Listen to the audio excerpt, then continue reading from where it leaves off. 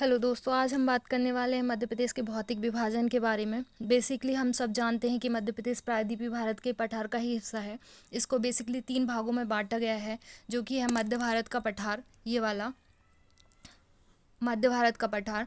दूसरा है सतपुड़ा श्रेणी, ये वाला। और तीसरा है बघेलखंड का पठार। मध्य प्रदेश में भौतिक विभाजन में हम देखें तो इन मध्य भारत के पठार के अंतर्गत ही हम और बात करेंगे। जैसे बुंदेलखंड के पठार के बारे में, ये मध्य भारत के पठार के अंतर्गत ही आता है। मालवा का पठार, ये भी इसी के अंतर्गत आता है। नर्मदा सोन घाटी, विंध्याचल श्रेणी, नर्मदा सोन घाटी और रीवा पन्ना का पठार, ये वाला, ये इसी के अंतर्गत आता है मध्य भारत का पठार। और बघेलखंड सतपुड़ा अलग से हैं। ठीक है, इसके बाद हम बात करते हैं कि जो मध्य भारत का पठार है वो कहाँ से कहाँ तक फैला हुआ है। मध्य भारत का पठार पूरा ये है, ये क्षेत्र जो है मध्य भारत का पूरा पठार है। यहाँ से बुंदेलखंड स्टार्ट होता है। मध्य भारत के पठार की बात करें तो इसमें सबसे बड़ा हिस्सा है मालवा के पठार का, जो कि 28% लाया करता है यहाँ से, जो कि जिसे गेहूं की डलिया भी कहते हैं। फिर सेकंड स्टेज पे आता है नर्मदा सोन घाटी, जो नर्मदा क्षेत्र होशंगाबाद नरसिंहपुर इसके अंतर्गत आते हैं। 26% पर यह फैली हुई है, जो कि भ्रंश कागार श्रेणी है। यह दोनों जो पर्वत है विंध्याचल सतपुड़ा, उसके गर्त में मतलब नीचे निचला हिस्सा है मध्य प्रदेश का, जो कि ज़मीन में धंस गया था।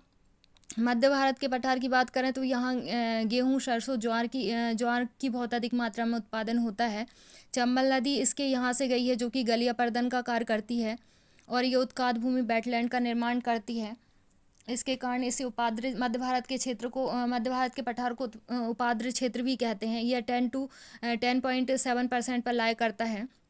सबसे छोटे भाग की बात करें तो बघेलखंड 7% पर फैला हुआ है। बुंदेलखंड की बात करें तो बुंदेलखंड ये वाला क्षेत्र है, यूपी वाला क्षेत्र, यहाँ से ये 7.7% पर पड़ता है। इसकी सबसे ऊंची चोटी की बात करें हम तो सिद्ध बाबा है, जो कि 1172 मीटर ऊंची है, जो छतरपुर ज़िले में आती है। यहीं से यमुना नदी में मिल जाती है बेतवा। बेतवा को प्रदूषण की दृष्टि से सबसे बड़ी नदी मानी गई है मध्य प्रदेश की, जिसे बुंदेलखंड की जीवन रेखा कहते हैं। मध्य भारत की पठार की बात करें तो यहाँ सरसों के उत्पादन के लिए इसे सरसों की हांडी भी कहते हैं। यह चंबल जो नदी है वही यहाँ सिंचित करती है यहाँ के जितनी भी फसलों को।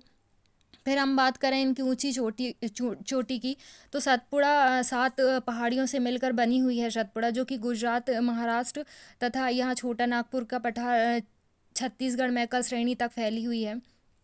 इसमें कई रेंज आती हैं, जैसे असीरगढ़, महादेव आती है, महादेव हिल्स आती है, कालीभीत, असीरगढ़, बीजागढ़ और अवाड़ी पहाड़ियाँ आती हैं इसके अंतर्गत, धूपगढ़, चौरागढ़।